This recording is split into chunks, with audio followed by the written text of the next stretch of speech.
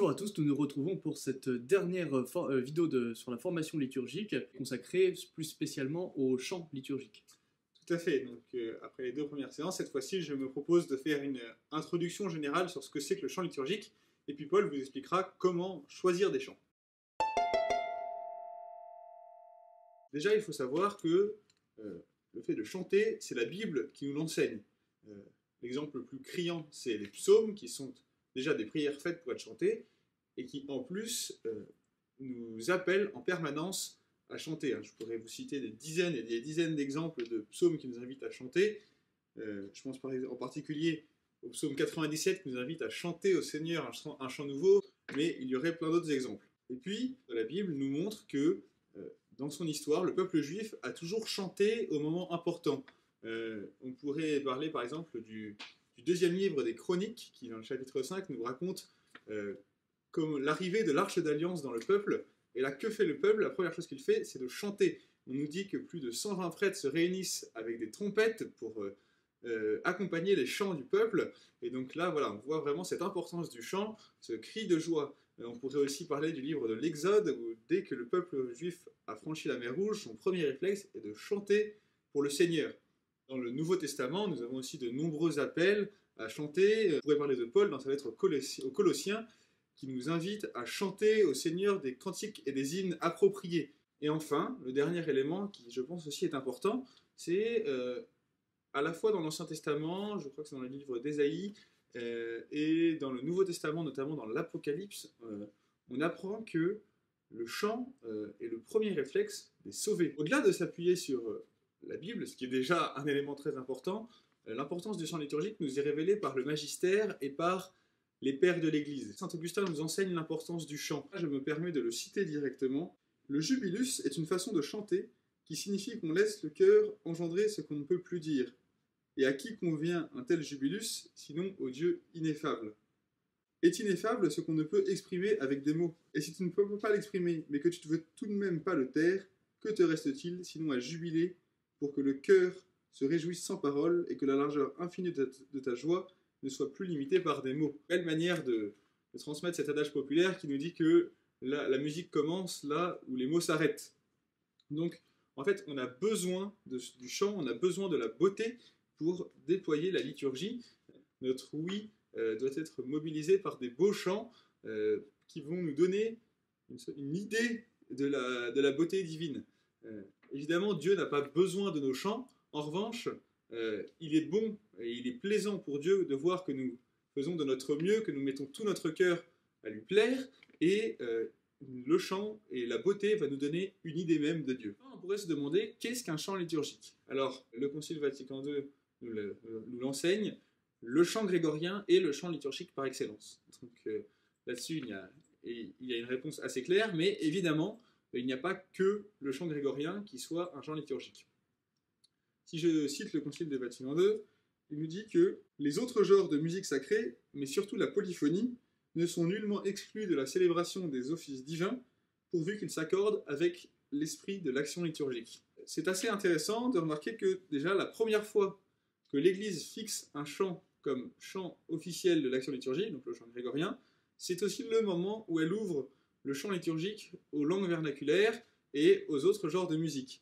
Donc ça, c'est une manière pour l'Église de se tourner avec une très grande prudence vers le monde qui s'ouvre à nous, avec une mondialisation de plus en plus rapide, et donc de plus en plus d'événements internationaux dans lesquels nous allons devoir interagir. C'est pour ça qu'il est bon d'avoir une langue qui dépasse nos cultures, surtout si on veut entrer dans un mystère qui nous dépasse nous-mêmes largement.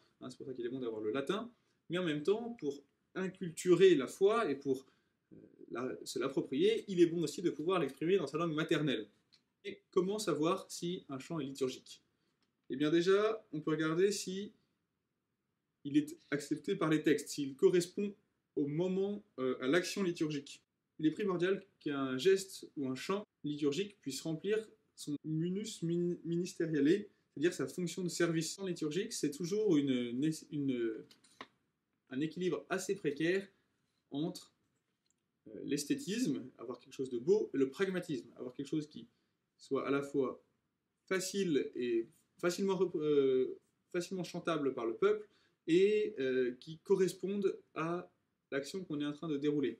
Il faut faire attention à ne tomber dans aucun des deux écueils, c'est-à-dire chercher des choses exclusivement belles qui rendraient inaccessibles aux personnes qui ne sont pas experts en musique, et ne pas non plus chercher des choses qui soient exclusivement pratiques, simples, faciles d'accès, et donc qui perdraient leur beauté.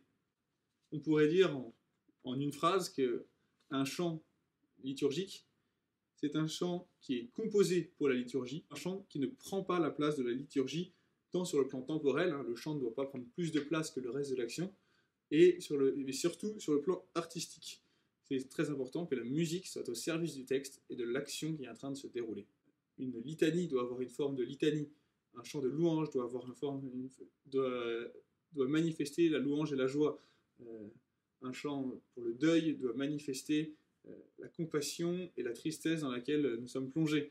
On ne chante pas un Kyrie comme on chante un Gloria, et on ne chante pas un processionnal comme on chante un chant de méditation. C'est très important de bien avoir un chant qui remplisse sa fonction de service. Cette partie s'intitule « Les pièces chantées de la messe, comment choisir ?» Il s'agit de faire un tour d'horizon de tout ce qui se chante pendant la messe. L'action de chanter a beaucoup de sens en matière de liturgie et en termes spirituels également. En effet, chanter mobilise absolument toute la personne. Être en position de faire chanter, notamment, c'est s'exposer, exposer quelque chose d'intime, sa voix, et c'est exactement pour cela que le chant a beaucoup d'importance dans la liturgie, c'est parce qu'il prend la personne tout entière. Le chant dans un choral en particulier a quelque chose de mystique.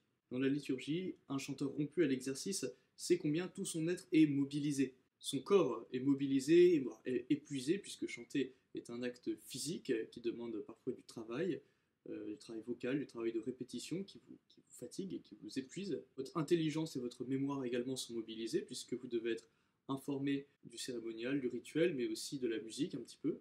Le cœur et l'affection, évidemment, sont concernés, puisque chanter suppose un minimum de sensibilité artistique, et évidemment, dans le cadre de la liturgie, votre âme est mobilisée, puisque chanter devient alors un acte spirituel, une prière que vous faites et que vous essayez de partager. Le chant, en quelque sorte, fait advenir ce que nous célébrons. Parmi les représentations que nous tentons de nous faire du ciel, on se représente souvent à d'éternels chants de louange, d'ovation, d'acclamation qui seraient chantés par tous à Dieu. C'est-à-dire qu'il y a une forme d'alliance entre les choristes et entre les membres de l'assemblée également, puisque nous chantons la plupart du temps en assemblée dans l'église. Ainsi se forme-t-il dans la chorale, et je dirais même dans l'assemblée qui chante ensemble, comme une petite image de l'église et surtout une image du ciel. C'est pour cela que la PGMR rappelle dans les numéros 39 à 41 l'importance du chant. Je vais vous lire le numéro 39. L'apôtre invite les fidèles qui se rassemblent dans l'attente de l'avènement de leur Seigneur à chanter ensemble des psaumes, des hymnes et des cantiques inspirés. Le chant est en effet signe de l'allégresse du cœur. Aussi saint Augustin dit-il justement « Chanter est le fait de celui qui aime, et selon un proverbe ancien, bien chanter, c'est prier de foi. » Alors j'en viens à mon deuxième point, ma deuxième question qu'on pourrait se poser. D'où viennent les pièces chantées de la messe? Eh bien, nous héritons les pièces chantées d'un livre qui s'appelle le Graduel. Encore utilisé dans certaines paroisses et certaines communautés religieuses, il contient pour chaque messe les pièces grégoriennes selon une structure identique. Il y a un chant d'entrée qu'on appelle aussi l'introïte, un psaume qu'on appelle aussi le graduel, un chant d'offertoire et un chant de communion. Nous allons donc passer en revue les différentes pièces qui se chantent pendant la messe. Alors tout d'abord, pour choisir les chants, il faut se fixer une discipline de discernement, nous en avons déjà parlé. La règle est qu'on ne choisit pas un chant pour faire plaisir, ni à soi, ni à quelqu'un d'autre. Il ne faut jamais se sentir attaché, agrippé à son répertoire personnel, mais aussi savoir recevoir ce qu'on nous donne. Alors premièrement, le chant d'entrée. Le chant d'entrée, c'est un des trois processionnaux, un des trois chants qui accompagnent une procession pendant la messe. Pour le texte, il est bon de préfigurer les lectures qui vont être faites pendant la liturgie de la parole. La signification profonde de ce chant, c'est qu'il constitue l'assemblée. Il faut donc que l'assemblée puisse le chanter facilement.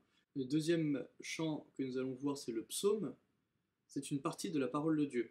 Il faut donc le chanter à l'ambon, là où les lectures sont faites. On lit ou on chante le psaume à partir du lectionnaire. Il est toléré que le psalmiste vienne avec sa partition s'il n'est pas très à l'aise, mais il est bien évidemment beaucoup mieux que tous nous lisions dans le même livre. Le texte du psaume ne peut évidemment pas changer, mais l'antienne, elle, peut être remplacée par une autre, par exemple si elle est plus connue. On peut aussi l'omettre et chanter le psaume comme un répond soliste assemblé, par groupe de 2 phrases, 2 sticks. Ensuite, il y a le chant d'offertoire. Alors l'offertoire est un moment très important dans la messe, c'est un moment qui se fait en 2 temps, la procession des offrandes et la présentation des dons. Pour la procession des offrandes, eh bien, si on chante un chant qui l'accompagne, eh bien, vous avez compris, c'est le 2e processionnal de la messe.